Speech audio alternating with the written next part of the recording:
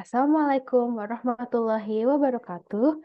Shalom, Om Swastiastu, Namo Buddhaya, Salam Kebajikan. Good afternoon, everyone. Welcome to Gen AI for Production Planning and Control, organized by Puma Industrial Engineering, President University. Before we enter the event this afternoon, it will be nice if we all pray according to our respective religions and belief. Pray begin.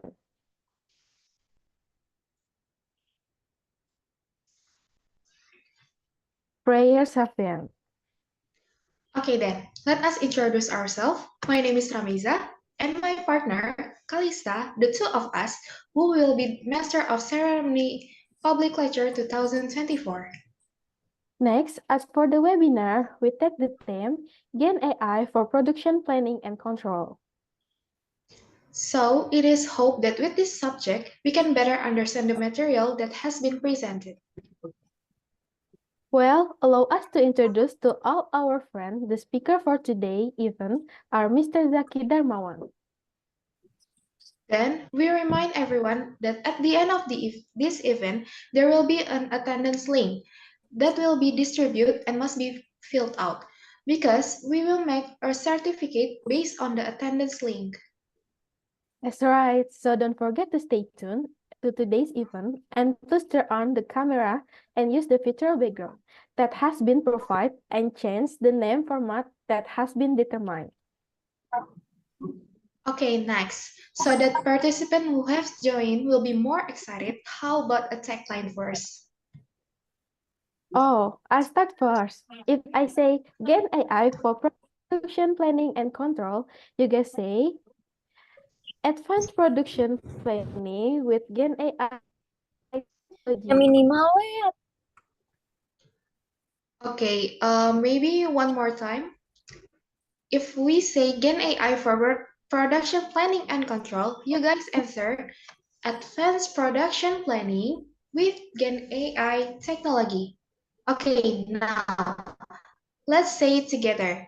Gen AI for production planning and control, Advanced advanced production planning with Gen AI technology.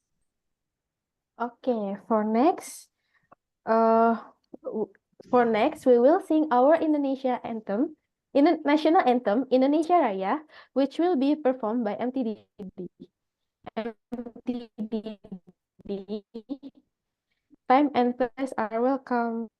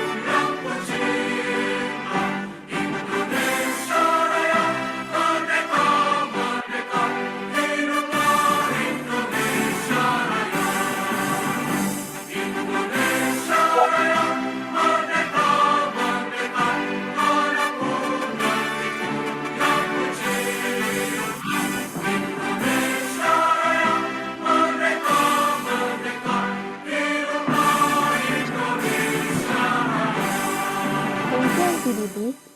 Okay, next we will hear a speech from the Vice Project Manager of Public Lecture 3 2024, Alia Keisha. So Alia, time and place are welcome. Good afternoon, everyone. My name is Alikisha as the Vice Project Manager for this public lecture event. First of all, I would like to express my deepest thanks to Ma'am Angela Taslim as head of the study program, Ma'am Anastasia as industrial engineering lecturer, and Ma'am Atina who have been pleased to be the moderator for this public lecture event. Also to all the lecturers who took the time to attend this event. I would also like to thank Sir Zaki for taking the time to teach at this public lecture. And of course, I would also like to thank the entire committee who have worked hard in organizing this event, as well as all participants who have attended and participated in this public lecture event. Hopefully, this event can be valuable source of knowledge for all who attend. Thank you. Wow, thank you to Alia Keisha for the opening speech. So for the next, we will hear a speech from the chairperson Puma Industrial Engineering 2024 to Marcia. To Marcia, time and place are welcome. Okay, thank you very much, MC, for the time. First of all, to the Honorable Head of Industrial Engineering Study Program, Ma'am Andiara Taslim, thank you for attending. To the Honorable IE lecturers that have attended today, Ma'am Anastasia, Sir Nana, Ma'am Atina, and all lecturers that have come. And then Mr. Saki, to the Honorable Mr. Saki for our guest speaker today. All my friends from Industrial Engineering family from all the batches, because I see from Harry's batch, even from 2019 until 2023, and also friends from outside of Industrial Engineering program. Thank you for attending and welcome to a public lecture by Puma IE. I would like to say thank you everyone for attending. This is our third public lecture of our cabinet period, and hope that everyone will get their insights and knowledge from this event. Also, this could also be used for the thesis preparation. So I hope that this event will be very useful. We from Puma IE will have another public lecture, the fourth and fifth one, soon. So I hope that all of you guys can stay tuned and wait for the next public lecture and also attend on those next two events. So I'm waiting for all of you. Thank you very much for the time, and back to you. Thank you to Marcia for the opening speech. Thank you, Kak Marcia. Okay, next, we have a speech from Industrial Engineering lecturer, President University, Ma'am Anastasia Lydia Maukar. To Ma'am Anas, your time and place are welcome. Okay, thank you. Good afternoon, all. Good afternoon, Master, our honorable guest lecturer, Master Saki, my beloved lecturer and beloved moderator, Ma'am Atina, and all of you. And then good welcome to our guest lecturer. It is an honor to have all of you here today as we delve into fascinating world of data analytics. Our guest lecturer, Master Saki Darmawan, brings a wealth of knowledge and experience in this field, and we are fortunate to learn from his expertise. Data analytics has become an integral part of decision-making across various domains, and whether it's optimizing supply chains, predicting customer behavior, or improving healthcare outcome, and data-driven insight play a very important role. As we gather here, let us explore the power of the data, the algorithms that drive it, and the impact it can have on our life. And then Mr. Saki Darmawan will guide us through topics such as machine learning, and then genetic AI, and also statistical modeling and practical application. So let's give a warm welcome to Mr. Zaki Darmawan and prepare ourselves for an enlightening session. Thank you all. Thank you to Ma'am Anas for your opening speech. Okay. For the next is moved on the next agenda, which is the opening speech will be moderated today, Ma'am Atina Sakinaratum.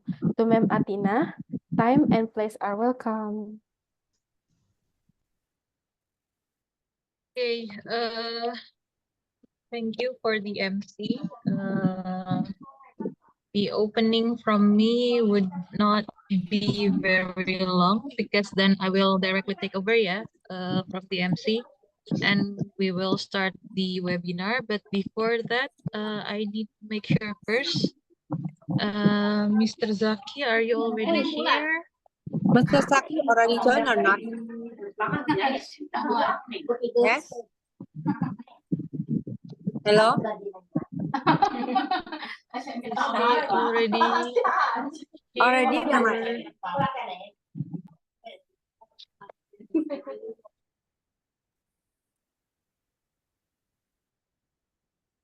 Okay, as I've seen in here, he hasn't joined yet.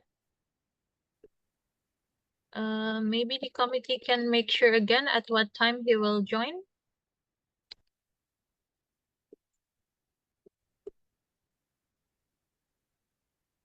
So then we will wait for him to join also.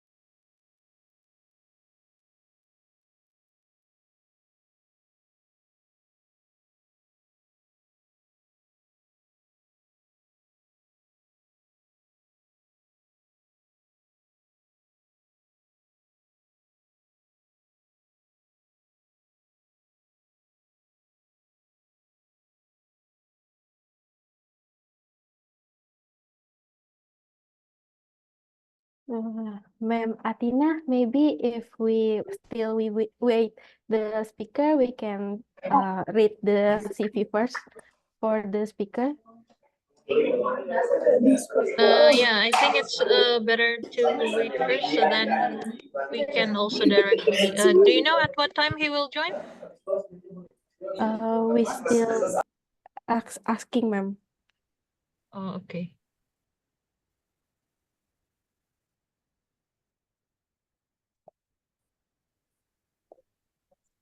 Okay, I think I have seen the name, Pak Zaki. Apakah sudah bisa dengar suara saya?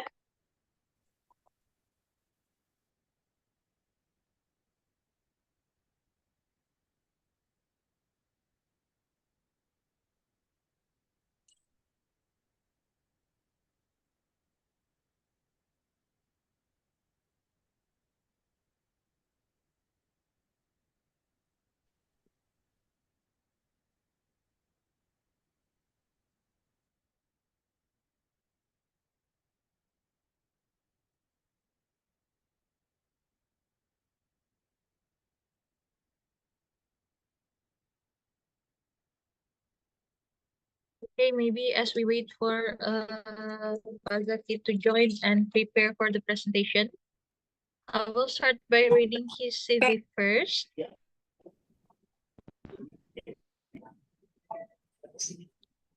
Okay, so our speaker for today is Mr. Zaki Darmawan. His educational background, he had his bachelor degree in informatics engineering from Institut Teknologi 10 November, Surabaya. In his early career, he was the SAP R3SD functional consultant at PT Astra Grafia IT. And then after that, he became the ERP and CRM architect at PT Astra International, the business relationship department head PT Astra International from 2012 until 2016. And then he became the digital business development and big data division head at PT Astra International from 2017 until 2019. And then now, from 2019 until now, he is the Sales Operation Technology Development Division Head at PT Astra International also. His specialization is related with SAP Logistics, TRM Business Warehouse and Commerce, Microservices and Cloud-Based Enterprise Application, Agile Scrum Application Development, Big Data and Machine Learning, and Gen AI Application. Okay. I will check again, Pak Zaki, apakah sudah bisa bergabung? Halo, sudah. Sudah, oke. Bentar, ini Oke, videonya. Pak. Bentar, videonya saya nyalain dulu ya. Oke, Ya. Oke, udah. Ya, oke. Waktunya kurang lebih Bapak ada waktu 60 menit Pak untuk penyampaian materinya. Nanti akan dilanjutkan dengan sesi tanya jawab. Begitu Pak.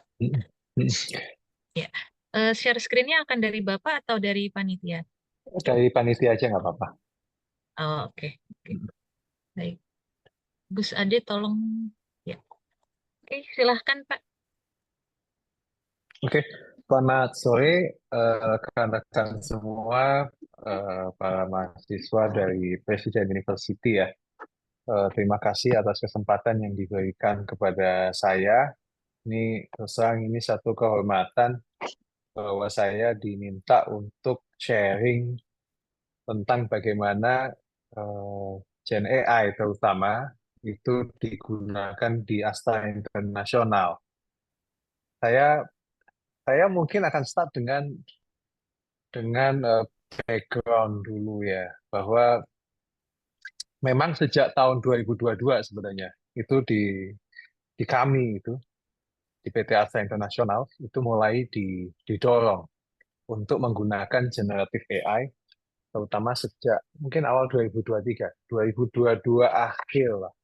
Karena memang waktu itu OpenAI dengan ChatGPT-nya kan mulai launching di akhir 2023. Gimana caranya kita bisa get benefit dari teknologi ini? Ada beberapa studi yang kemudian kami lakukan dari beberapa kandidat itu akhirnya dipilih satu yang memang secara use case itu paling applicable untuk implementasi Gen AI di bisnis. Yang kami pilih adalah Gen AI untuk bukan mengotomasi, untuk memberikan fitur assistance kepada PPIC di gudang spare part. Jadi sebenarnya tahap ini belum sampai mereplace seorang PPIC analis. Nah, ternyata setelah dicoba itu Gen AI ChatGPT terutama ya, itu belum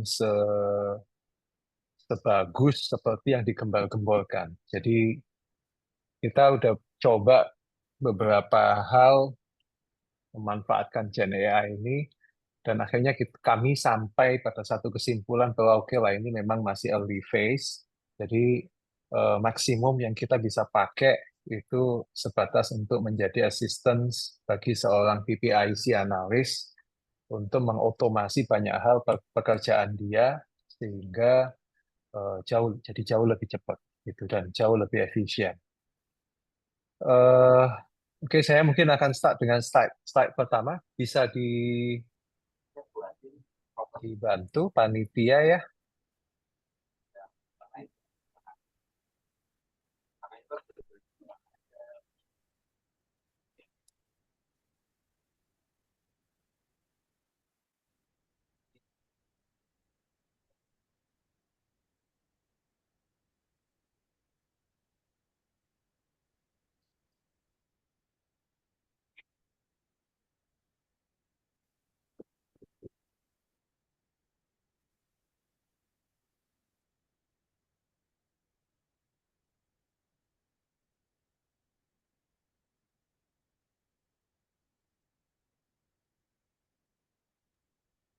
Slide-nya sudah bergerak. Udah. Oke, udah. Baik. Yes. Terima kasih.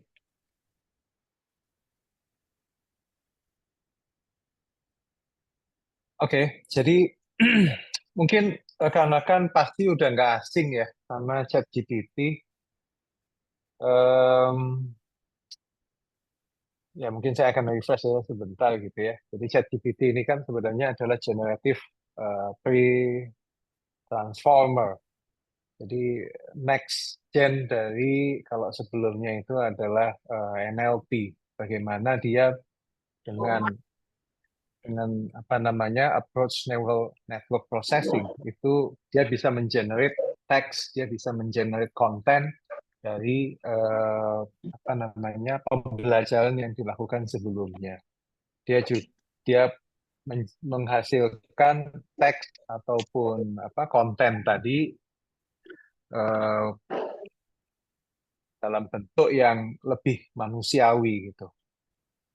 Dan terus terang ini sebelumnya kami itu sudah implement yang namanya NLP, kita pakai untuk assistance di apa namanya di chatbot otomotif, layanan otomotif untuk merek Toyota ya.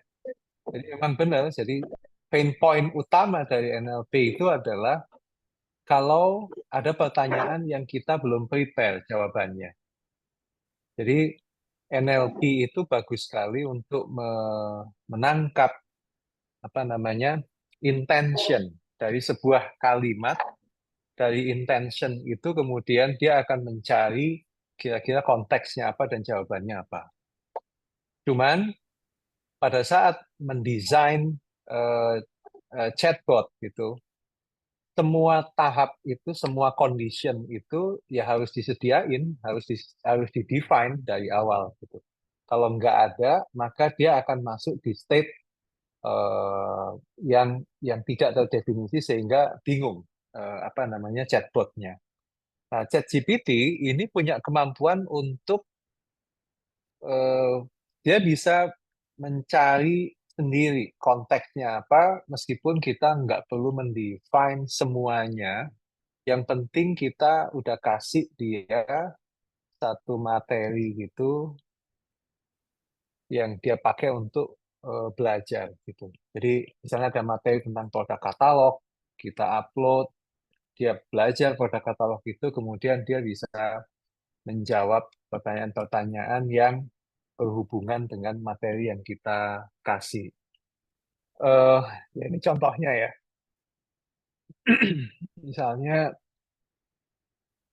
Misalnya di situ ditulis, misalnya saya seorang content creator, maka buatkan saya artikel dengan topik mobil air yang cocok bagi mahasiswa. Nah ini dia akan benar-benar membuatkan satu materi konten apa namanya tentang mobil Ayla dengan beberapa kata kunci, misalnya bensin irit, kemudian desain eksterior modern, kemudian dengan apa namanya konten yang disesuaikan untuk seorang mahasiswa. Cuman ya nanti mungkin di belakang saya akan jelasin bahwa di balik kelebihannya ini ada juga hal-hal yang perlu diperhatiin. Dan terus terang pada saat kami menggunakan teknologi ChatGPT ini untuk use case apa tadi production control tadi, production planning control itu ada satu yang terus terang harus benar-benar di manage agar jawabannya nggak di luar konteks gitu. Oke, mungkin next ya, next slide. Nah, sebelum sebelum masuk ke Gen AI-nya mungkin ya saya singgung sedikit lah. Menurut saya mungkin ini udah familiar ya. Bagaimana AI itu berkembang dari sejak awal banget. Mungkin di apa namanya di fase-fase awal itu ya iya sebenarnya dia start dari dulu yang disebut AI ada apa namanya misalnya machine learning, kemudian kalau dulu mungkin namanya data mining dulu banget tahun-tahun 90-an data mining, kemudian booming lagi di mungkin sejak 2010-an ya, itu dengan nama machine learning. Tapi sebenarnya itu menggunakan algoritma yang mirip, meskipun ada improvement di sana sini. Kemudian juga ada mulai kemunculan Siri, Alexa, virtual assistant, ataupun juga apa namanya Google ya, dari Google juga ada, dan mulai ada kemunculan autonomous vehicle. Kemudian mungkin sejak tahun 2000, sekitar 2015, 2013, 14 mulai muncul deep learning, dan ini mungkin yang paling drastik untuk apa namanya ya, membuat perkembangan AI itu menjadi sangat cepat. Jadi ketika ada eh, penemuan metode deep learning. Karena dengan deep learning itu kemudian ada banyak hal yang apa ya, yang bisa dicapai tadinya dari komputasi, rumus-rumus matematika, ataupun dari metode yang klasik, sehingga kemudian akhirnya bisa bisa menjadi luar biasa. Contoh misalnya memungkinkan pengolahan suara, pengolahan image maupun kata. Tahun 2022 baru kemudian dengan Gen AI, kemunculan 3.5 ini membuat satu lompatan lagi. Jadi bagaimana algoritma transformer itu bisa memberikan potensi yang berbeda dari yang tadinya itu apa namanya hanya pengenalan intention. Kalau kita ngomong text processing, itu akhirnya AI itu bisa mengenal konteks, begitu juga dengan image maupun suara. Tapi sebenarnya suara itu part of text processing, karena suara di-convert dulu baru kemudian ditranslate. Kalau kita compare apa sih perbedaan utamanya AI sama traditional AI? Kalau Gen AI itu kata kunci utamanya itu kan berarti karena dia ada pengenalan konteks. Jadi dia punya kemampuan untuk understanding. Dia juga punya kemampuan untuk mengenerate sesuatu yang baru berdasarkan understanding tadi. Sehingga dengan potensi ini, maka outputnya bisa disesuaikan menjadi lebih humanis gitu.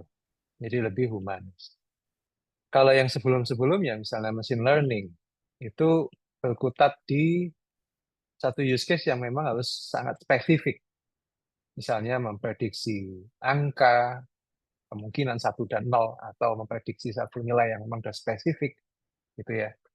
Dan hanya bisa dealing dengan data-data yang sifatnya historical, gitu, data-data yang memang sudah pasti. Oleh karena itu secara use case ini menjadi beda banget gitu ya. Kalau yang traditional AI seperti machine learning, ya itu memang harus spesifik karena kita terikat dengan ukuran-ukuran seperti accuracy, ya. Kemudian bagaimana itu bisa dijelaskan kalau di bisnis, bagaimana formula yang dia bikin, machine learning model yang dia bikin, itu benar-benar punya kemampuan untuk bisa dijelaskan gitu kepada bisnis. Sementara kalau Gen AI ya ini karena ada pengenalan konteks, maka dia menjadi lebih humanis, sehingga ya memang ini satu sisi agak susah pada saat kita mau terutama menguji akurasinya, tapi bukan berarti nggak bisa, tetap dengan nanti mungkin saya akan jelasin di belakang bagaimana dia menggabungkan beberapa fitur ya, beberapa machine learning capability dalam satu rangkaian solusi yang utuh. Karena dia punya kemampuan untuk mengenali konteks. Kalau kemudian ditanya siapa yang bisa mengcustom ini, terus kan kalau traditional AI ya pasti spesifik banget. Data scientist misalnya, terus mungkin ada statistician kalau dia perlu ada apa namanya deep processing di apa namanya data, penyiapan data ya, cleansing, kemudian mungkin normalisasi data, transformasi data, sehingga akhirnya data itu benar-benar matang.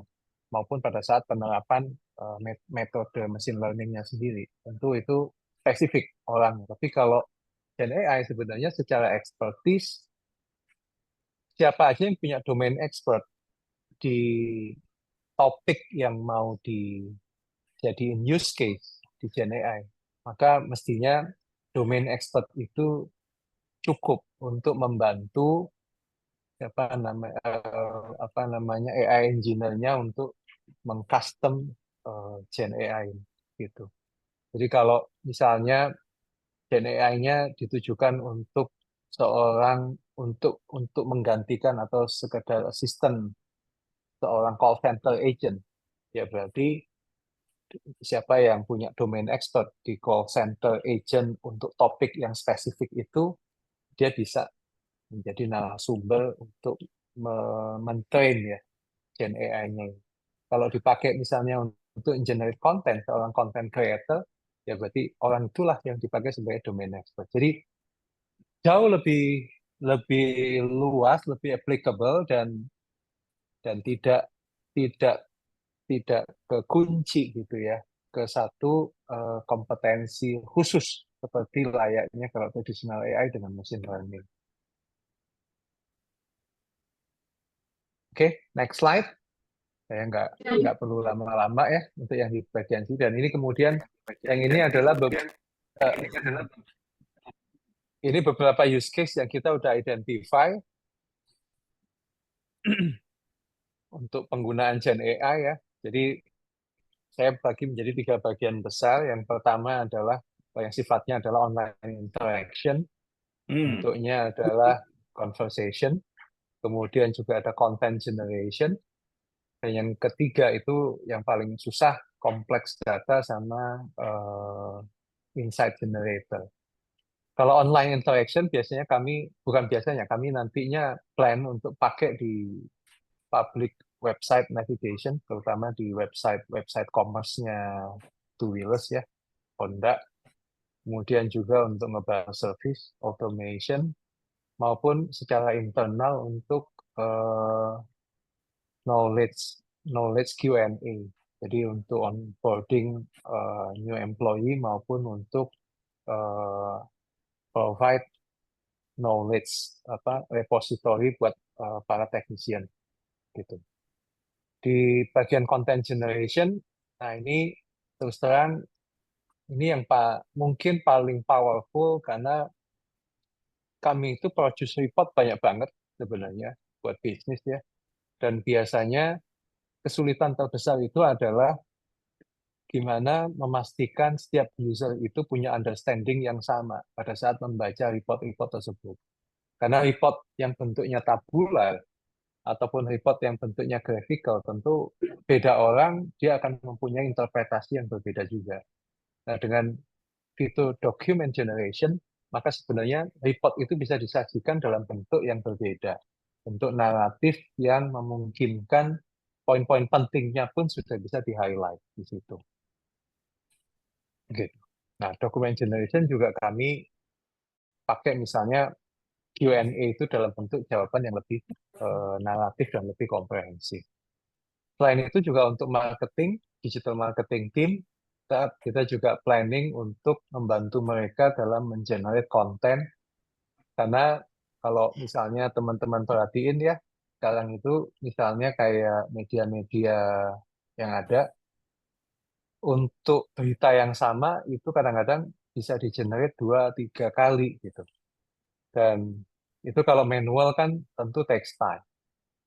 Jadi kalau ada AI yang bisa membantu itu tentu akan sangat membantu. Jadi implementasi di kami contohnya kalau kita ingin ada lokal content dari produk katalog atau artikel terhadap produk-produknya to Wheelers gitu. Jadi misalnya ada penambahan apa namanya idiom-idiom yang sifatnya lokal, dialek lokal, kayak kita perlu untuk apa namanya investasi tim khusus gitu untuk bikin itu. Jadi cukup ada satu template khusus yang dibikin sekali, kemudian AI ini akan membuat beberapa variasi sesuai dengan target audiens yang kita mau apa namanya mau capai gitu.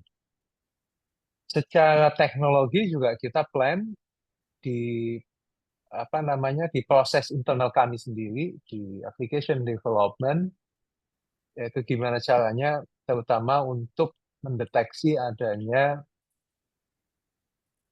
bugs dan memberikan suggestion kalau ada program yang mungkin kurang bagus gitu. Jadi dia akan membaca program-program yang dibikin oleh developer dan kemudian dia akan melakukan assessment apakah sudah sesuai checklist atau belum, atau apakah ada kondisi yang pincang gitu. Sehingga pada saat dijalanin itu akan berpotensi menimbulkan bugs di aplikasi. Ini contoh di bagian content generation. Use case lain kalau di bagian kompleks data, nah ini yang kami mau apa namanya mau coba implementasi itu adalah ya yang sekarang udah kejadian adalah di bagian inventory planning management. Kita juga akan coba di bagian market trend analysis. Nah, yang di bagian kompleks data ini terus terang ini nggak murni cuma Gen AI, karena di dalamnya sebenarnya banyak fitur yang disediakan oleh mesin learning. Jadi kita itu merangkai karena kemampuan apa namanya ya, kemampuan konteks identification-nya tadi, dia akan merangkai fungsi-fungsi yang kita udah sediain atau pre-calculation yang kita udah lakukan di belakang untuk membentuk satu insight gitu berdasarkan pertanyaan yang diajukan oleh user gitu. Jadi misalnya apakah itu pertanyaan tentang inventory planning, pertanyaan tentang sales trend, pertanyaan tentang apa namanya performance dari tim gitu. Jadi tujuannya adalah agar yang saya singgung tadi, pada saat kita mengenerate satu report, maka user itu bisa mendapatkan insight yang sama. User itu bisa disediain atau dikasih alert tentang situasi yang kurang bagus buat bisnis sejak awal. Jadi beda orang pun, seorang junior analis pun, atau seorang junior supervisor pun, dia akan sangat terbantu layaknya dalam membaca sebuah report. Gitu. Nah ini yang kita akan coba bikin gitu ya, untuk di bagian yang kompleks data menggunakan Gen AI. Gitu. Oke, next slide ya.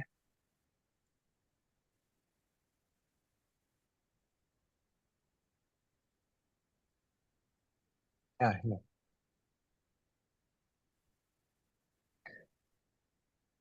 Saya akan coba masuk di bagian smart stock, di bagian utamanya dari yang kita udah bikin ya. Jadi apa sih sebenarnya yang kita bikin di smart stock ini menggunakan Gen AI? Jadi selama ini yang namanya perencanaan inventory oleh seorang PPIC analis itu sebenarnya dia lakukan itu memang bulanan. Ya. Dia lakukan itu setiap bulan dan caranya beda-beda gitu. Caranya beda-beda sesuai dengan pengalaman masing-masing PPIC analis.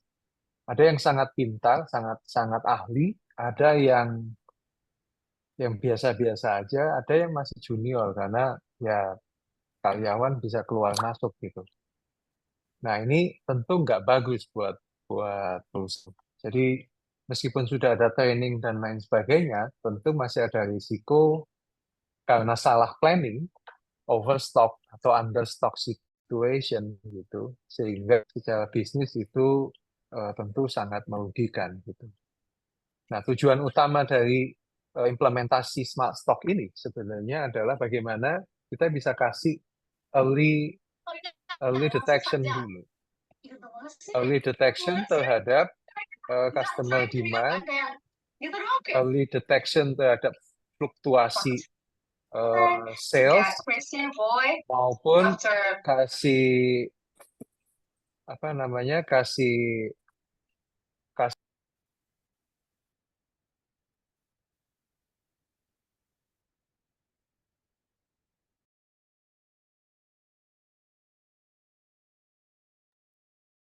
Panitia, mic-nya pembicara termute nih. Oke. Iya, Oke, saya maaf Pak. ulangi ya. Jadi tujuan utamanya adalah bagaimana kita bisa menstandarkan gitu ya proses analisa yang biasa dilakukan oleh PPIC. Karena terus terang PPIC di setiap main dealer two wheelers ya, HSO Honda Sales Operation itu beda-beda experience-nya maupun kompetensinya. Ada yang memang sangat jago, ada yang baru masuk gitu. Ya, baru masuk itu definisinya adalah 1 sampai 2 tahun pengalaman, lebih dari 5-6 tahun, jadi dia udah sangat ngerti gitu. Demand di areanya dia, terus fluktuasinya gimana, patternnya, dan biasanya dia punya service level untuk pemenuhannya seperti apa.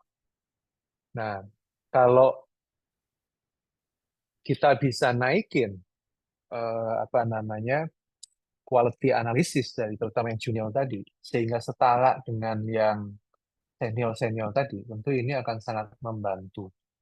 Begitu juga dengan lead time untuk bikin analisisnya gitu. Karena kadang-kadang memang by default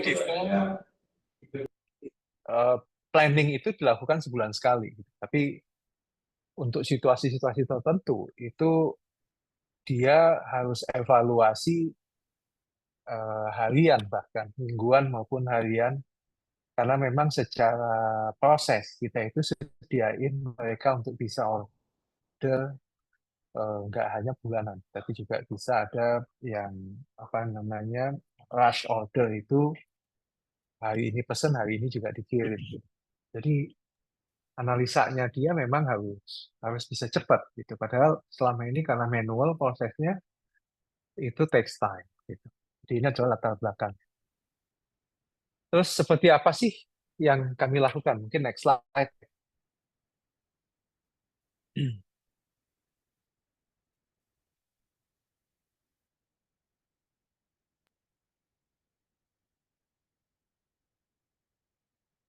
Nah, ini contoh ya. Jadi misalnya user story-nya adalah saya PPIC, saya ingin menganalisa demand pattern untuk spare part tertentu berdasarkan lokasi dealer tertentu gitu. Maka kita udah atur ChatGPT itu terhadap pertanyaan ini, dia akan membaca beberapa data yang ada di back end untuk melihat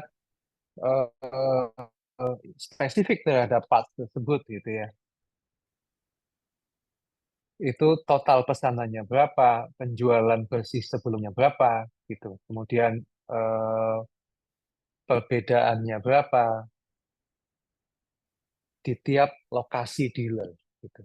Jadi dengan cara begini sebenarnya dia bisa melihat, satu, ada nggak sih overstock atau understock di areanya dia. Kalau ada, itu biasanya di mana?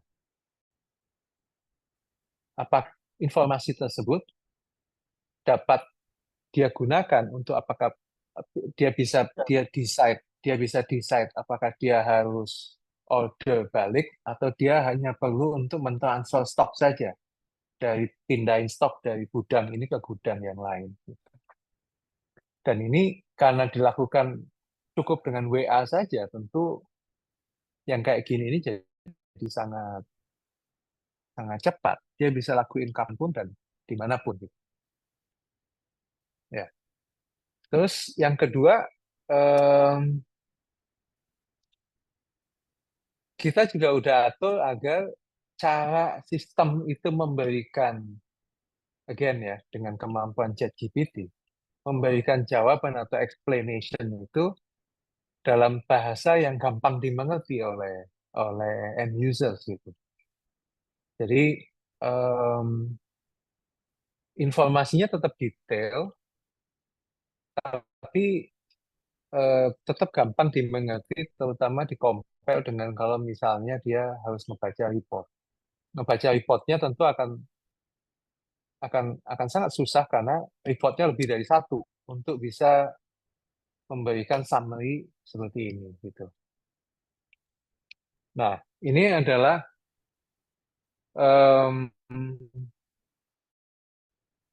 use case yang kami udah lakukan. Di belakang kita itu pakai OpenAI, terus kemudian kita pakai Microsoft Azure, terus terang ya, karena yang kami kejar sebenarnya adalah agar gimana caranya implementasi ini bisa lebih cepat gitu. Dan kami lakukan ini dengan metodologi Agile Scrum. Jadi kalaupun ada masalah itu kita cepat bisa tweak langsung. Beberapa masalah yang terutama di fase awal itu satu adalah execution time. Karena rupanya ChatGPT ini jadi dia memang generative pre-transformer, tapi untuk bisa menghasilkan output yang bagus, si ChatGPT ini menggunakan iterasi yang lumayan banyak sampai dia bisa menemukan akurasi yang bagus. Nah, jumlah iterasinya itu terus terang berbanding lurus dengan durasi waktu eksekusinya. Jadi di awal-awal waktu kita rilis itu satu pertanyaan seperti ini itu baru bisa diproduce jawabannya lebih dari 1 menit gitu, jadi 1,5 menit kalau nggak salah. Kalau untuk user karena dia pakai WA ya ini tentu saja terlalu lama gitu.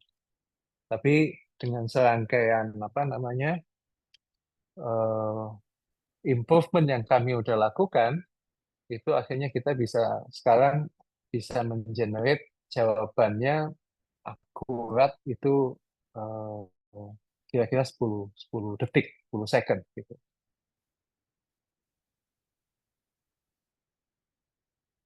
Terus problem yang kedua adalah kadang-kadang ChatGPT itu memberikan jawaban yang di luar konteks, terus terang, di luar data yang kita kasih. Gitu.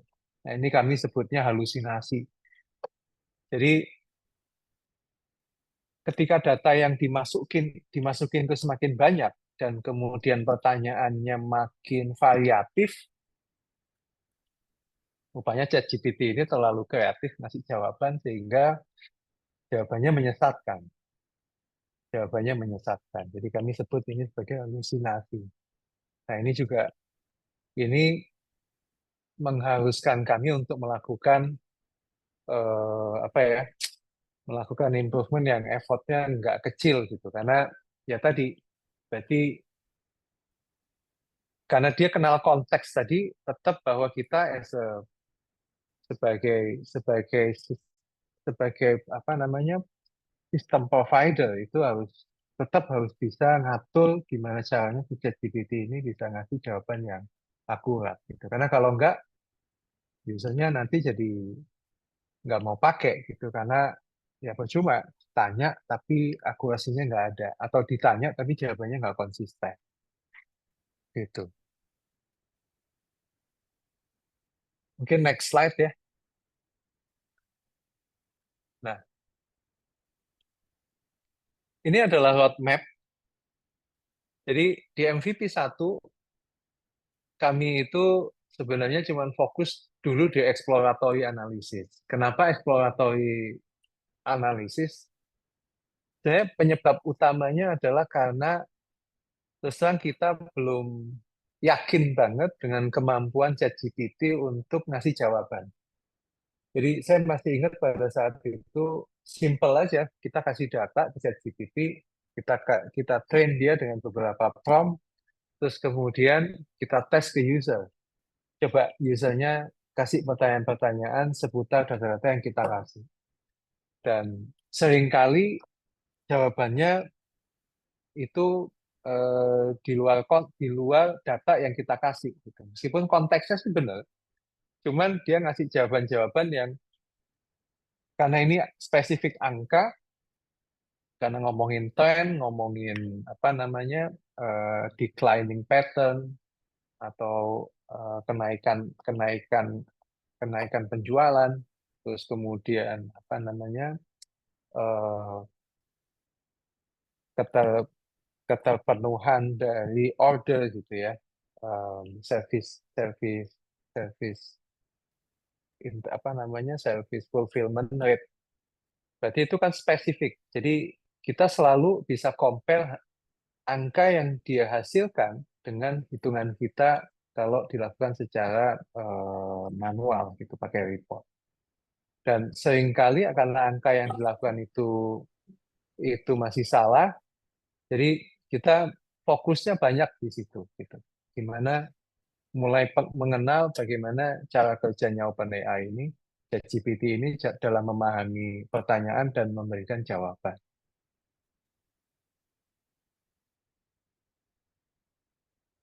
Yang kami lakukan kemudian adalah kita mau nggak mau akhirnya ya kita harus di belakang itu pada saat mendesain prompt ya, itu gimana caranya kita bisa lebih spesifik. Jadi misalnya pertanyaan tentang analisis past performance, trend dan pattern.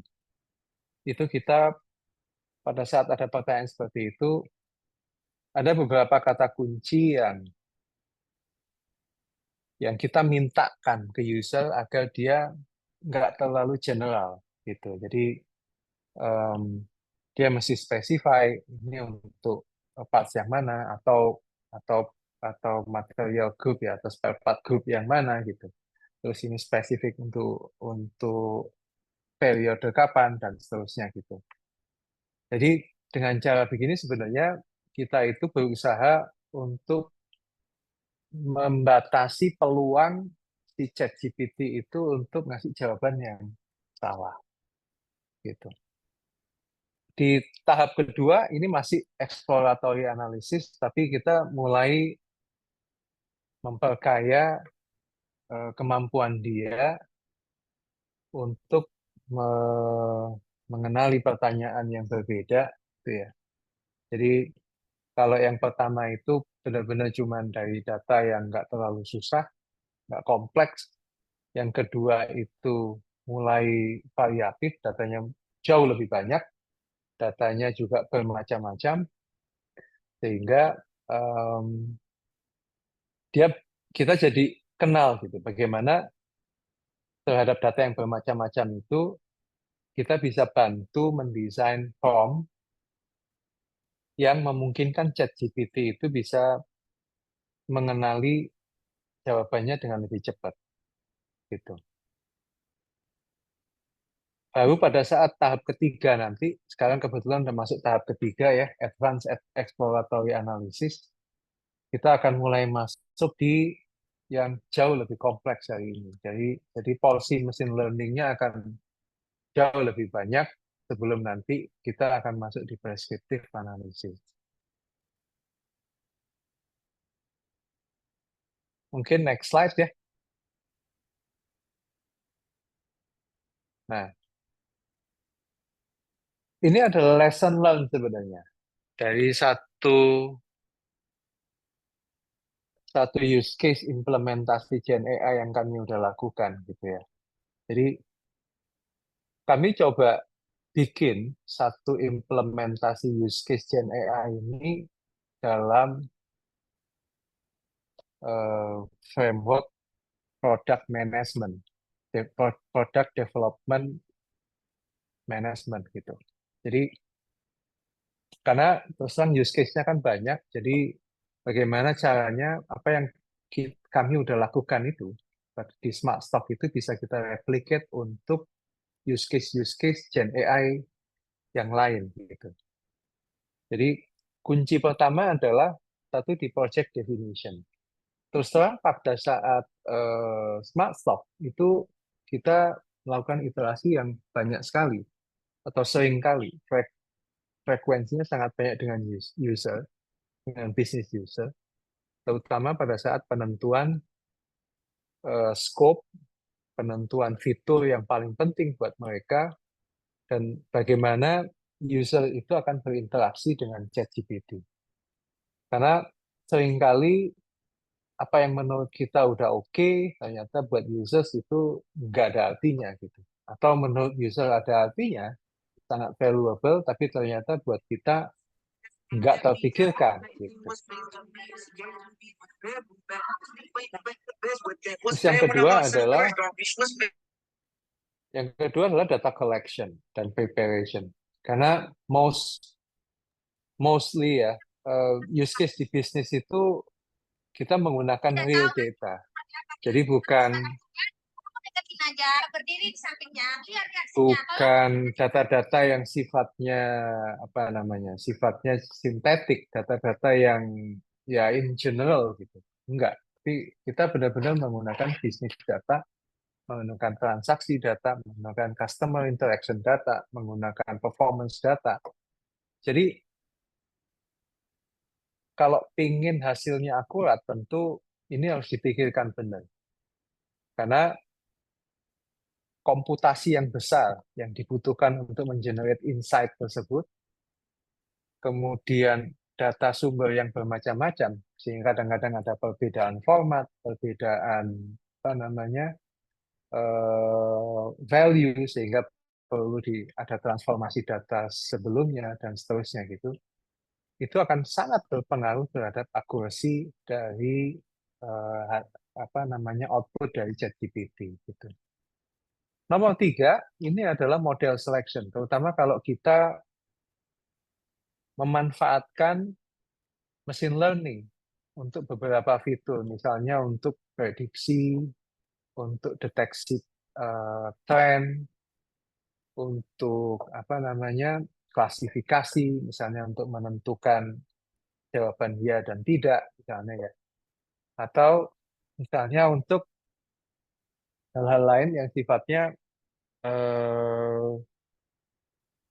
kayak ngasih option gitu, beberapa option tapi bukan satu gitu. Jadi model yang keliru mungkin satu nggak cuman impact di accuracy, tapi juga akan berpengaruh terhadap waktu yang dibutuhkan sehingga memberikan jawaban yang proper gitu. Karena terus terang ChatGPT yang kami pakai sebenarnya masih berbasis chat gitu. Gen AI yang kami pakai masih berbasis chat, sehingga sifat interaktifnya itu benar-benar harus dijaga. Sehingga computation time, duration itu menjadi sangat signifikan pengaruhnya gitu. Kemudian juga kami juga belajar bagaimana melakukan maintenance dan iteration. Karena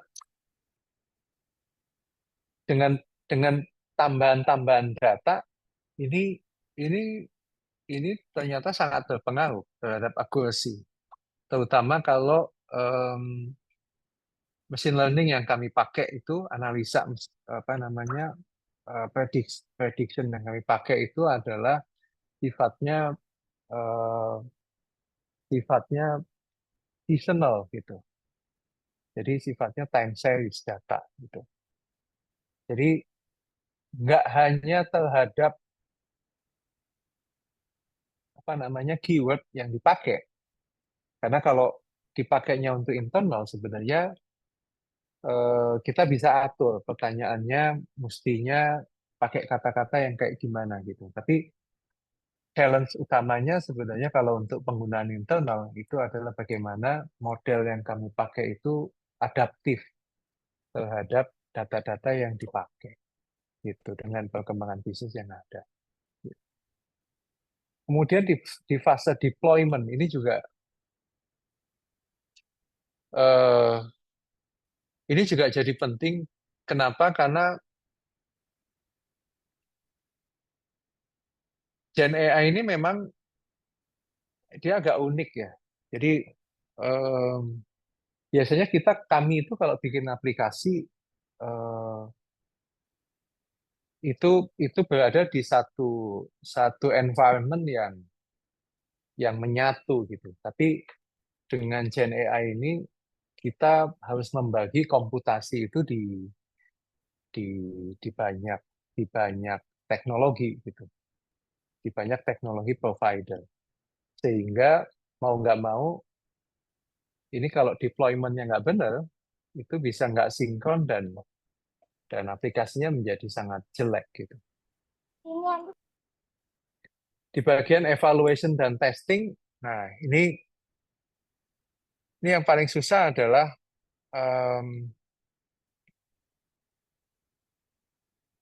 terutama kadang-kadang gini, karena jawaban yang dipakai itu adalah apa namanya? Dia harus dibikin sangat humanis. Kadang-kadang ya dan tidaknya itu terus terang itu harus dilakukan dengan sangat sabar ke usernya. Jadi beda dengan kalau misalnya kita melakukan analisa mesin learning gitu. Secara gampang kita tinggal bagi aja data itu menjadi oh ini data untuk training, ini data untuk testing. Tapi kalau yang Gen AI ini karena nggak bisa seperti itu ya kita harus benar-benar harus tentuin ini audiensnya siapa, sukses kriterianya gimana, dan kemudian kita harus uji masing-masing nggak cuma dari sisi akurasi dari jawaban ChatGPT tapi juga dari sisi interaksinya. Karena kadang-kadang user itu menganggap bahwa ini kurang berjalan dengan bagus bukan karena akurasi dari ChatGPT-nya tapi karena cara kita menyajikan informasinya yang keliru gitu. Nomor 4 sebenarnya yang paling susah. Jadi fine tuning ini sebenarnya main cost-nya. Dari sekian panjang proses yang kami lakukan, yang paling challenging itu adalah di bagian sini. Jadi satu, kita harus menentukan dulu persona tadi. Jadi ChatGPT, jadi apakah dia misalnya berfungsi sebagai asisten, apakah dia memang totally mereplace satu role gitu. Nah, itu akan membawa implikasi yang berbeda. Di bagian mana yang berbeda? Yaitu di bagian action apa yang harus dia lakukan. Karena sebenarnya ChatGPT itu punya kemampuan ngasih respons. Satu, kalau dia chat, berarti dia bisa generate teks, jawaban-jawaban teks. Dia juga bisa ngasih respon untuk menjalankan sesuatu, karena dia tahu pertanyaan ini, jawabannya ini. Nah, jawaban ini itu yang dia maksud sebenarnya bisa juga kita pasangkan dengan satu action tertentu. Misalnya melakukan satu proses automation yang kami sebenarnya sekarang lagi cobain. Jadi jenis ChatGPT implementation misalnya untuk menggantikan seorang admin, tugas seorang admin untuk membantu proses penjualan gitu ya.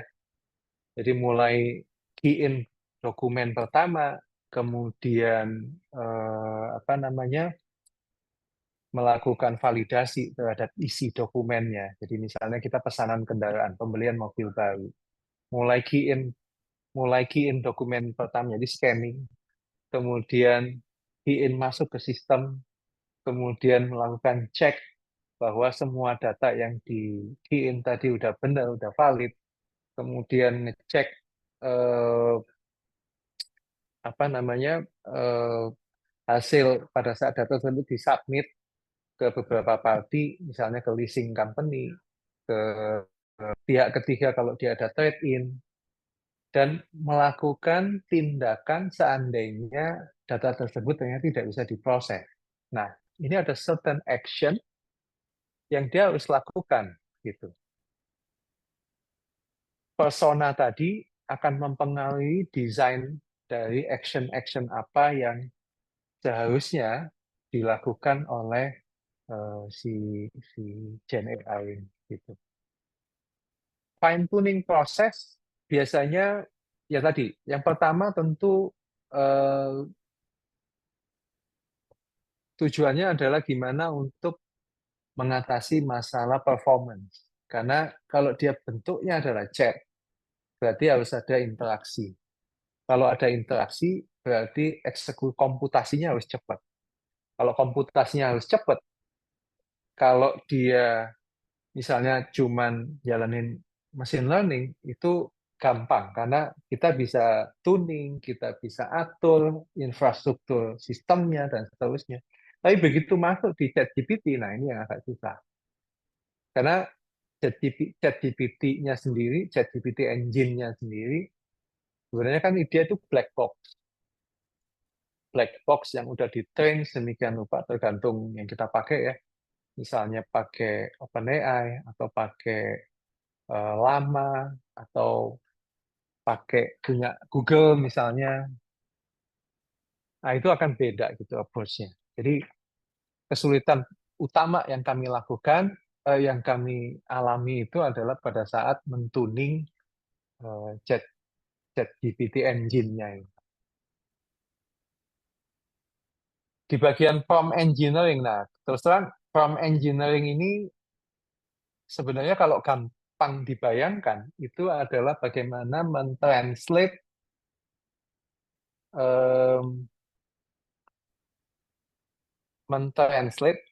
jawaban-jawaban dari domain expert tadi. Jadi misalnya saya kasih contoh, kalau saya customer, saya nanya ke call center, misalnya saya komplain, saya komplain tentang produk Innova Zenix gitu. Tentu saya melakukan chatting. Saya chatting sama si call center agent. Saya tanya, kenapa kok engine-nya bermasalah? Padahal saya baru beli, baru 2 bulan, terus saya udah servis, cara pakai saya begini. Nah, domain expert itu dia bisa mendefine tuh. Oh, terhadap pertanyaan kayak gitu, sebenarnya kunci jawabannya adalah ini, berarti oh produk katalog tentang engine, produk katalog tentang penjelasan tentang detail bagaimana engine itu bisa bermasalah, apakah engine-nya, apakah baterainya, apakah mekanisasinya, dan seterusnya. Nah, jawaban-jawaban itu harus ditranslate menjadi bahasa yang bisa dimengerti oleh ChatGPT gitu. Nah, prompt engineering itu adalah proses mentranslate tadi. Mentranslate jawaban-jawaban dari domain expert menjadi bentuk jawaban, bentuk query yang nantinya akan dieksekusi oleh si ChatGPT engine gitu. Nah, ini ada beberapa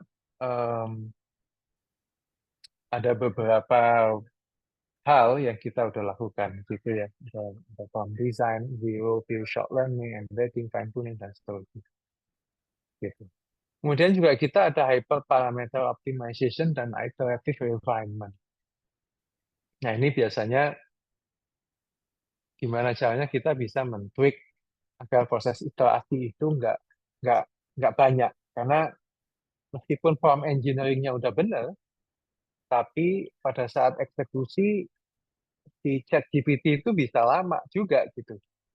Jadi prompt engineering akan menentukan accuracy dari pertanyaan yang tepat dan jawaban yang tepat. Kalau hyperparameter optimization itu gimana caranya agar dia bisa menjadi lebih cepat, tapi tidak menurunkan apa namanya accuracy-nya gitu. Dan terakhir enforcement learning untuk precision. Terus terang ini kita belum sampai ke tahap sini karena semuanya masih predefined ya. Jadi kebetulan use case yang kita lakukan belum sampai ke tahapan dia bisa apa namanya bisa mempelajari sendiri karena terus terang faktor halusinasinya masih tinggi sekarang. Gitu. Jadi kita masih fokus di prompt engineering sama di hyperparameter optimization. Tapi kalau dalam konteks riset, sebenarnya kita juga udah mulai melakukan reinforcement learning ini. Jadi karena tadi biasanya terutama di bagian model evaluation sama validation ini kan sekarang bisa dibilang ini manual gitu. Jadi gimana caranya itu ada labeling yang nanti dia bisa pelajari sehingga diharapkan nggak semua hal itu kita membutuhkan apa namanya feedback dari end user. Jadi ada beberapa hal yang bisa di-prepare sendiri oleh si ChatGPT-nya dengan metode tertentu sehingga accuracy-nya otomatis jadi lebih bagus. Gitu. Nah ini kira-kira adalah metodologi step by step yang kami lakukan hari ini. Step 1, 2, 3, 4, 5, 6, 7. Jadi saya jelasinnya agak lompat. Sengaja saya lakukan agar nomor 4 itu saya bisa emphasize lebih dalam. Karena sebenarnya yang paling susah itu adalah nomor 4. Jadi nomor 4 ini terus terang expertise-nya nggak banyak, terutama di Indonesia. Terus sifatnya juga OpenAI dokumentasi juga nggak banyak, jadi banyakkan ini masih black box, banyak artikel-artikel yang sifatnya masih riset gitu ya. Jadi ya ini challenging banget ya di tahapan ini gitu. Dan so far yang kita bisa lakukan memang hasilnya signifikan sih. Terutama kalau di-compare dengan fase-fase awal early phase dari Smart Talk yang kita udah lakukan gitu. Ini mungkin adalah slide terakhir ya.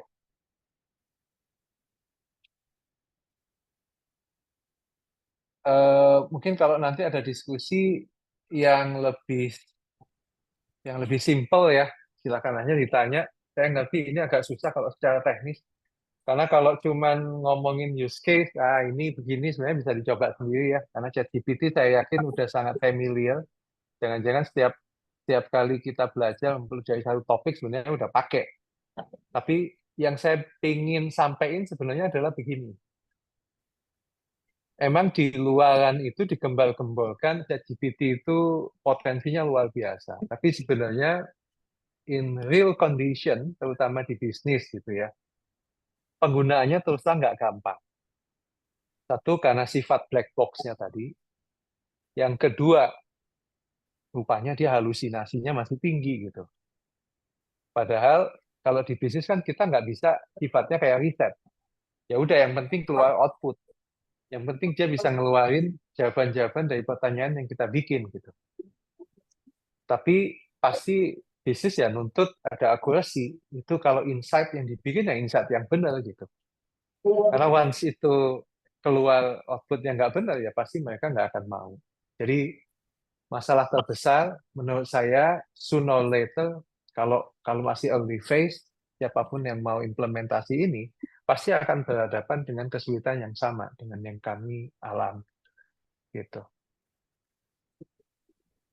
Mungkin itu dulu yang saya bisa sampaikan. Kalau ada pertanyaan silahkan.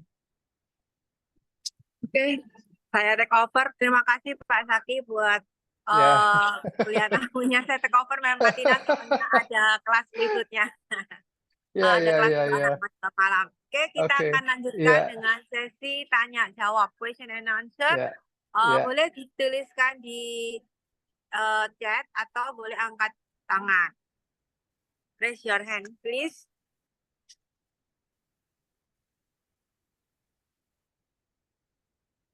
Oke, sambil saya menunggu pertanyaan, boleh aja di-share ya, Pak. Mungkin kira-kira jika mahasiswa ingin berkarir di data analytics ya, misalnya akan pakai Google Analytics untuk Ya, misalnya ya. melihat ya segmen dari customer kita bagaimana atau apapun lah ya di dunia industri, itu kira-kira mereka harus menguasai apa ya untuk coding gitu. Sebenarnya kalau sekarang sih banyak tools ya, Ibu ya. Jadi kalau cuma segmentasi, misalnya kayak gitu ya, itu sebenarnya ada tools yang nggak perlu coding. Jadi ada K9 yang gratisan gitu ya, ada K9. Tapi desktop memang dia limited lah, datanya nggak bisa banyak-banyak. Ada data miner. Kalau berbayar di Azure juga ada gitu. Bahkan mungkin nanti di Excel yang baru sih, tapi nggak tahu saya udah keluar atau belum. Ada limited, biasanya dilimit oleh jumlah data, tapi fiturnya sebenarnya dia bisa ngelakuin kayak segmentasi gitu yang simple-simple. Kalau mau belajar, saran saya di Python. Kalau mau cepet, sebenarnya di YouTube banyak ya. Ya, Terus Python. di apa namanya di Kaggle juga ada. Itu Kaggle, biasanya ya. ada satu set apa namanya codingnya, use case-nya ada semua di sana. Ada apa namanya testing kriterianya, terus sukses kriterianya, semuanya udah komplit, tinggal dicoba gitu. Kalau mau kerja praktek boleh juga di tempat saya. Kalau Boleh. misalnya mau apa namanya benar-benar terjun, gimana sih saya mau pakai ChatGPT gitu ya. Saya mau memanfaatkan ChatGPT untuk menggantikan role seorang call center agent untuk complaint handling misalnya. Boleh juga. Boleh juga. Ya. Eh, Antara mahasiswa kita, mahasiswa kami, mereka harus ya angkatan terakhir ya 2021 itu harus full 1 tahun magang. Tapi kalau mahasiswa yang angkatan 2022 sudah cuma 1 semester atau 4 bulan seperti itu. Ya, Dan nanti mereka harus kalau ya deliver reportnya harus 3 kali karena kita punya 1 tahun 3 semester. Ya. Nanti use case-nya bisa disesuaikan sebenarnya, Bu. Jadi ChatGPT itu ada yang gampang sih, kayak tadi ya. Yang kiri tadi kan saya jelasin tuh ada yang kiri, yang tengah, yang kanan. Makin kanan memang makin susah. Yang kiri itu karena nggak terlalu susah, mestinya 3 bulan gitu sebenarnya udah bisa. Ya. Bisa kita sambil menunggu pertanyaan, ada yang mau bertanya? Atau mungkin masih di awang-awang, masih sulit membayangkan. Atau gini, kalau in a very short explanation ya, sebenarnya semua yang saya jelasin tadi. Gini, apa sih bedanya ChatGPT dengan chatbot? Chatbot yang lama, NLP. NLP itu bagus di intention detection. Jadi kalau orang ngechat, itu kan harus kenal intensinya apa, chatting itu. Oh, orang ini nanya topik tentang misalnya pesen tiket bioskop. Nah, maka dia akan nyari di knowledge dia di belakang gitu ya. Bagian knowledge tentang tiket bioskop. Maka dia akan jump ke sana. Nah, ini bedanya. Kalau di NLP itu dia harus go to satu-satu setiap step yang kita udah define untuk menjawab pertanyaan, untuk melakukan conversation di topik pesan tiket bioskop tadi. Makanya biasanya chatbot tentang itu, dia akan nanya, setelah nanya identitas, nama, alamat, mungkin user ID, dia akan nanya setelah tanya ya pesan tiket bioskop, tanya mau nonton film apa, kapan, di mana, kayak gitu. Itu sebenarnya udah predefined set pertanyaan yang ya gara-gara dia kenal, oh ini pesan tiket bioskop gitu. Dia udah tinggal go to aja gitu. Dalam urutan yang dia udah tentuin, si chatbotnya udah tentuin. Tapi kalau ChatGPT enggak, ChatGPT enggak begitu. ChatGPT itu kayak kita nanya ke orang langsung. Kayak kita nanya ke orang langsung. Jadi, saya mau pesen ya, saya mau nonton ini. Bisa nggak saya pesen tiket tanggal sekian? Jadi pertanyaannya bebas, nggak harus sesuai urutan. Karena ChatGPT itu kenal konteks. Dia itu kenal konteks. Gitu. Nah, karena nggak kenal urutan tentu, ya tadi makanya saya bilang di belakangnya itu, jadi sangat susah untuk ngontrol akurasinya. Sebenarnya begitu tadi, runtutannya gitu. Nah, Ya, makanya kadang halusinasi benar jawabannya kadang-kadang loh, kok datanya dikasih begini jawabannya begitu gitu. Nah, itu bisa kejadian tuh, halusinasi itu gitu.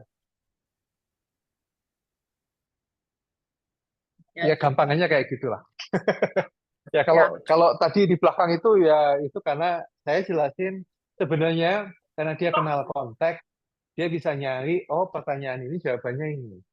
Jawaban ini itu bisa memerintahkan dia untuk mengenerate teks, berarti jawabannya disampaikan dalam bentuk tulisan, naratif, atau jawabannya itu sebenarnya melakukan sesuatu. Nah, melakukan sesuatu itu kita bisa pasangin dengan RPA, ngerti ya RPA ya, Robotic Process Automation. Jadi makanya tadi saya bilang, apakah ChatGPT bisa gantiin orang? Bisa jawabannya.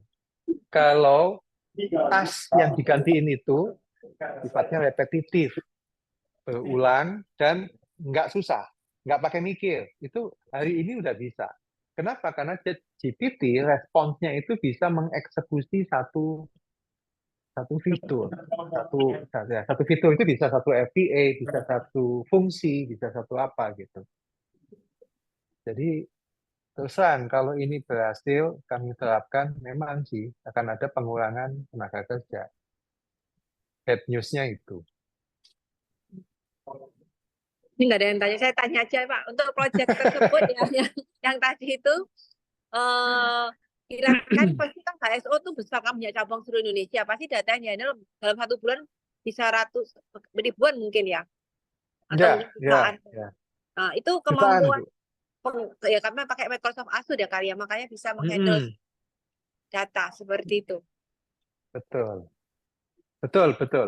Ya, ini kita banyak dibantu memang sama Microsoft, timnya Microsoft, di mana kita bisa menyediakan komputasi yang cukup untuk memproses jutaan data yang dihasilkan dalam waktu sebulan. Jadi sebenarnya kalau kita ngomong data, Bu, 1 juta transaksi itu aslinya datanya nggak 1 juta, datanya bisa 6 sampai 10 kali lipat lebih banyak.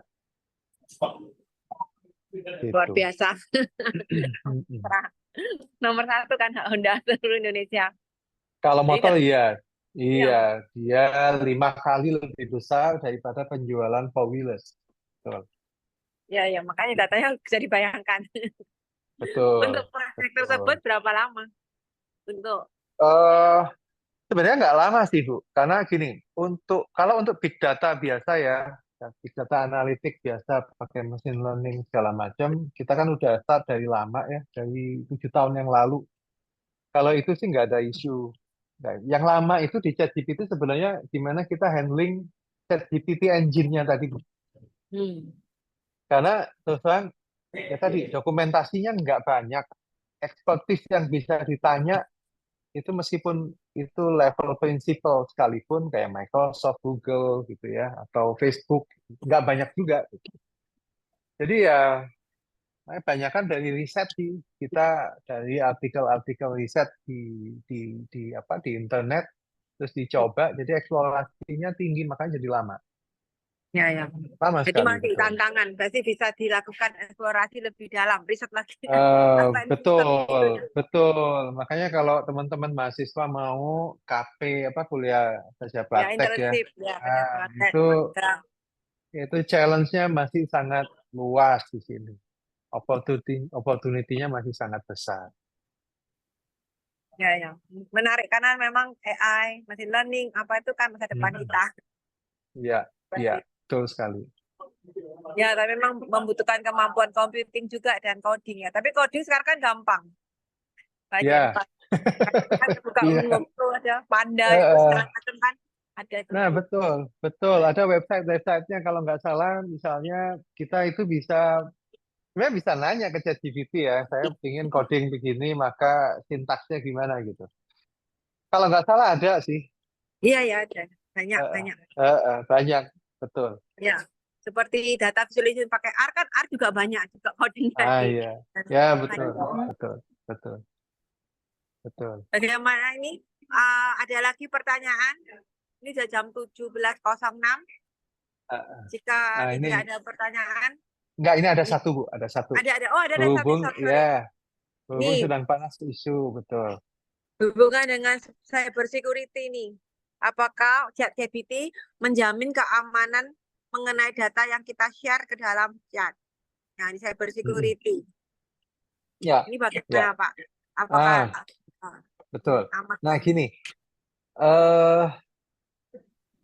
kalau sebenarnya ChatGPT engine itu banyak macamnya, ya. ChatGPT engine itu banyak macamnya.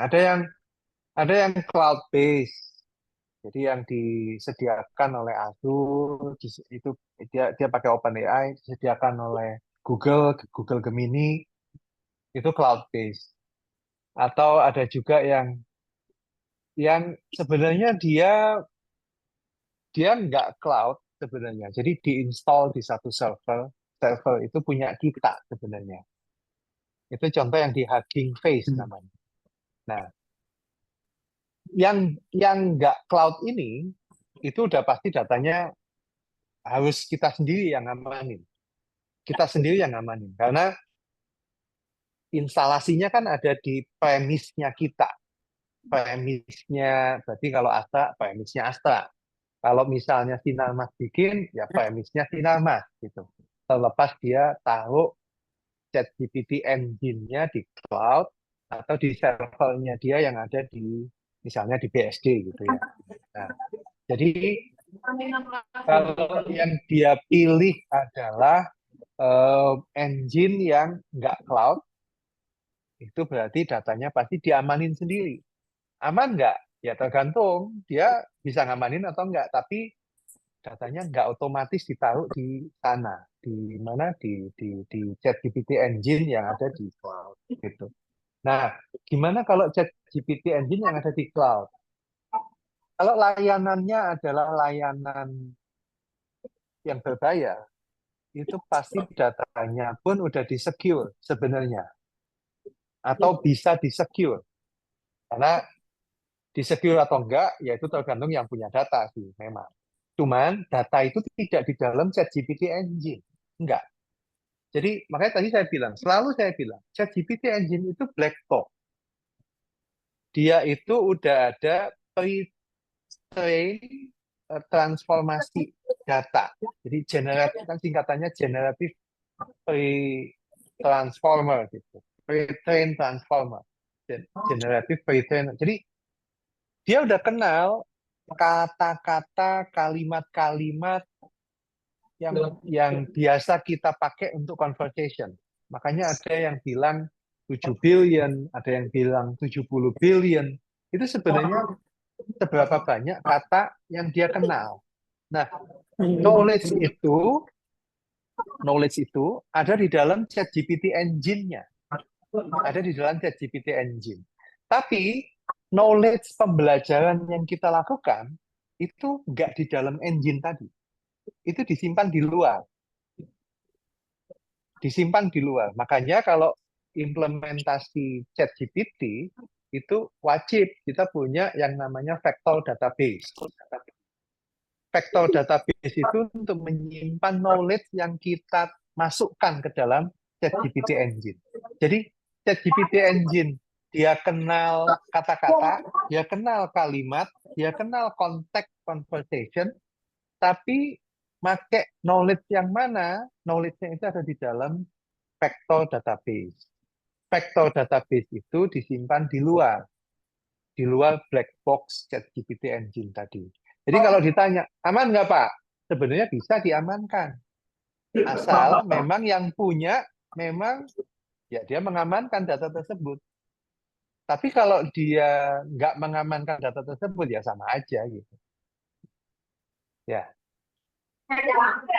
paham ya? Ya, sudah puas. Ini yang bertanya M. Yusuf ya, dari 2023. Bukan, Muhammad Rafiansa Yusuf, 2022. Sorry. Apakah ada pertanyaan lagi? Oh, ini sudah ada yang bertanya. Ada satu lagi nih, bagaimana Gen AI menangani privasi dan keamanan data, terutama ketika menangani data produksi yang sensitif. Jadi ya sekali lagi nih, keamanan data. Ya, ya. Jadi ya saya ulangi ya. Jadi Gen AI itu cara kerjanya ada engine Gen AI. Itu yang ya tergantung, kalau apa namanya lama versi 2 itu dia klaim dia kenal 7 billion 7 billion token sebenarnya, 7 billion kata. 7 billion kata. Kalau yang baru lama 3 itu udah 70 billion. Ada ChatGPT 4 itu kalau nggak salah sampai 128 billion atau lebih bahkan. Ada yang sampai 700 lebih billion kata. Itu ya kenapa kok bisa banyak banget, Pak? Ya karena katanya multi language sebenarnya. Multi language. Nah, ini adalah kecerdasan untuk mengerti tentang kata, kalimat, sehingga dia tahu konteks. Dia tahu konteks conversation. Dia juga kenal gimana gambar itu pattern-nya gimana gitu. Itu di-translate dalam knowledge tadi. Nah, ini masih ChatGPT in general. ChatGPT engine in general. Kalau kita pakai untuk misalnya tadi ya spesifik, saya mau membuat apa chatbot yang AI chatbot gantiin call center agent untuk komplain handling misalnya. Spesifik produknya otomotif, spesifik lagi Honda gitu, merek Honda, motor Honda. Maka knowledge tentang Honda-nya sendiri, motor Honda-nya sendiri, itu disimpan di luar ChatGPT engine. Disimpan di dalam yang namanya vector database. Nah, karena di luar ChatGPT engine, maka ya pengamanannya kayak kita ngamanin aplikasi biasa. Gimana mensecure data yang ada di dalam database. Gimana mensecure data yang disimpan di database di dalam servernya kita sendiri gitu. Apakah datanya nyampur sama company lain atau sama publik? Ya mestinya enggak, kalau database vector yang kita pakai itu memang punya kita, bukan punya publik gitu. Nah, mungkin jawabannya itu.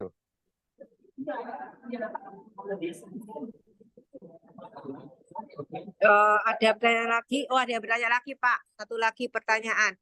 Bagaimana dampak ChatGPT untuk masa depan dan apakah ChatGPT atau AI mempengaruhi pola pikir manusia untuk masa depan? Ya, kalau yang sekarang sebenarnya nggak ya at least sekarang lah, nggak seserem yang dibayangkan. Kenyataannya ya, karena gini, ternyata untuk benar-benar bisa gantiin fungsi orang itu nggak gampang. Itu nggak gampang. Jadi contoh misalnya kalau di Microsoft Office itu ada Office apa ya namanya ya, Office Assistant-nya itu ya. Itu spesifik memang untuk Office. Jadi sebenarnya dia adalah document summarization sebenarnya. Document summarization. Jadi dia akan ngebaca satu dokumen, misalnya meeting gitu. Dia akan ngedengerin meeting pakai Teams. Dia akan dengerin semua conversation orang yang ikut dalam meeting pakai Teams tadi. Suara orang yang ikut di meeting tersebut akan ditranslate menjadi teks.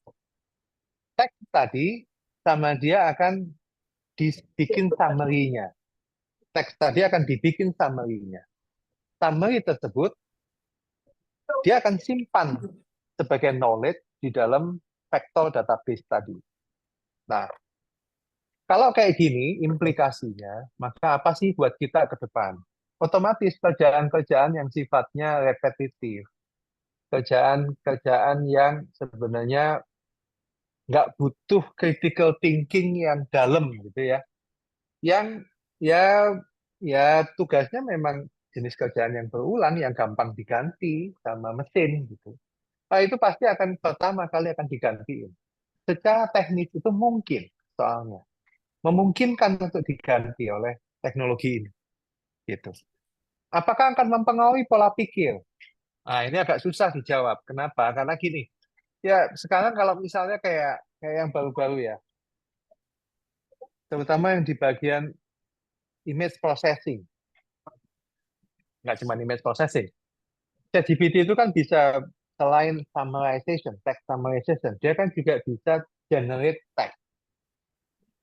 Dia bisa generate konten. Dia bisa generate video. Akan susah ngebedain itu konten memang beneran asli atau itu fake. Apakah mempengaruhi pola pikir? Kalau terus-menerus ya memang iya. Gitu.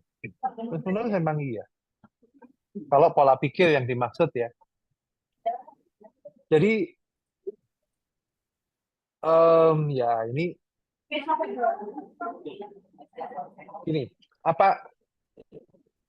rapuh terhadap keakuratan. Kalau konten semacam berita gitu kan sebenarnya ya berita kan nggak butuh akurasi yang tinggi. Kalau ngomongin data analitik, ngomongin angka, iya gitu. Tapi kalau berita kan sebenarnya salah-salah dikit nggak ada masalah gitu. Ya. Jadi kalau untuk konten kreator mungkin nggak terlalu sensitif terhadap akurasi. Karena dia sebenarnya dia juga ngasih kayak tadi kan di contoh awal banget saya itu kan ngomong bisa nggak saya dibantu bikinin konten tentang Daihatsu Ayla panjangnya 250 kata untuk mahasiswa, segmennya mahasiswa. Kata kuncinya adalah mobilnya irit, mobilnya apa gitu, lupa tadi saya. Di slide pertama tadi. Nah, kalau kayak gitu kan sebenarnya akurasinya nggak terlalu dipusingkan gitu. Beda dengan yang smart talk tadi. Smart talk itu karena ngomongin angka. Kalau salah, ya nggak dipakai gitu. Gitu.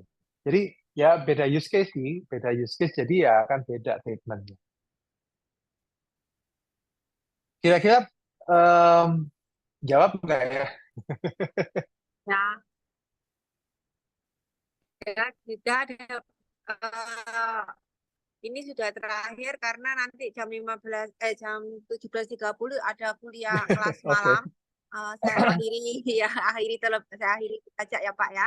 Terima kasih untuk waktunya dan kesediaan Pak Zaki untuk berbagi dengan mahasiswa kami di Presiden University. Ya, sekarang saya serahkan ke panitia untuk closingnya. Panitia, halo? Panitia, Oke, kita ma'am. akan pemberian sertifikat bagi Pak Zaki.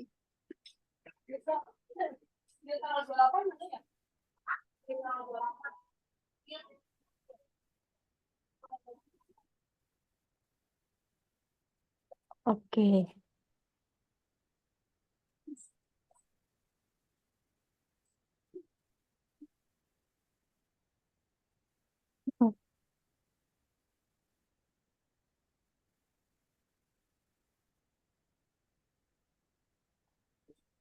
Okay, for the next, we have reached the end of the event, but before we close, we will carry out the certificate handover session to Mr. Zaki Darmawan and documentation. First of all, let's start for the handover the certificate which we handed over to Mr. Zaki Darmawan. Mr. Zaki Darmawan, time and place are welcome.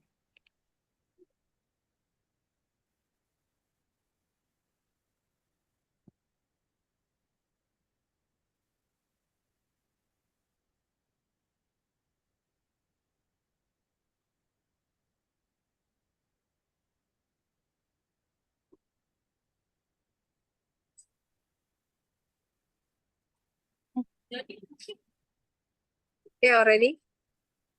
Already. Okay. Oke, terima kasih ya. Terima Thank you. kasih semuanya. Thank you. Terima Sesi kasih. foto. Terima kasih. Okay, Sesi foto. this is for the session share. documentation. So for the MTDD, please prepare for take the screenshot.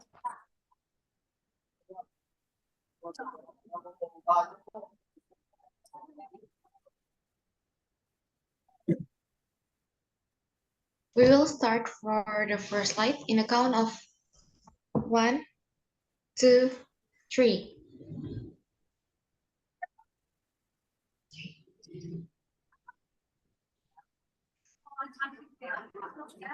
Okay, now for next.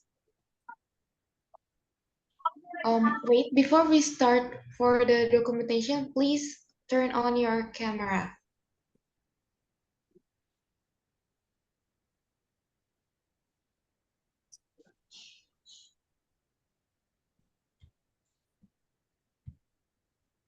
Okay.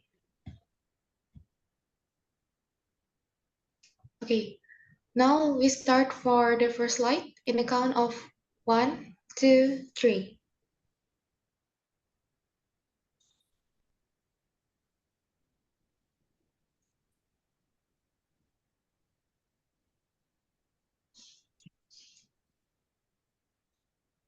Okay, now for the next slide, please. 1, 2, 3.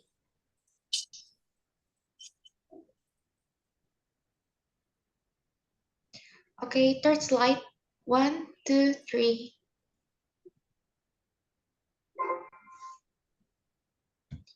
Fourth slide. 1, 2, 3. Fifth slide. 1, 2, 3.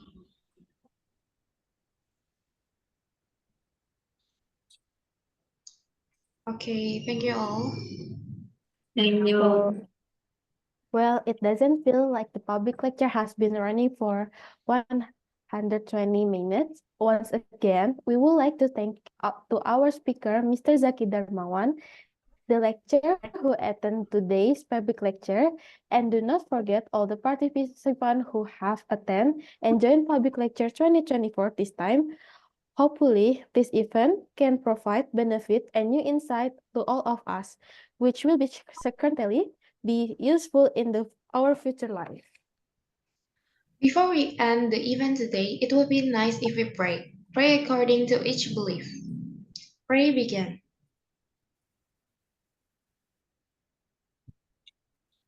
Pray sufficient. Okay, next we will have an attendance link. We urge friends to fill in the attendance link that we have shared in the comment column.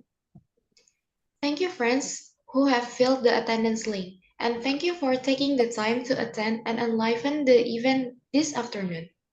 My name is Ramiza. And me, Kalista, both of us, the Master of Ceremony of Public Lecture 2024 this afternoon, say goodbye. If there were any words, please forgive. See you at the next event. Thank you. Thank you. Thank you. See you. Thank you semuanya. Thank you, Thank you Cindy. semuanya. Thank you Pak Saki. Sama-sama, Bu. Terima kasih.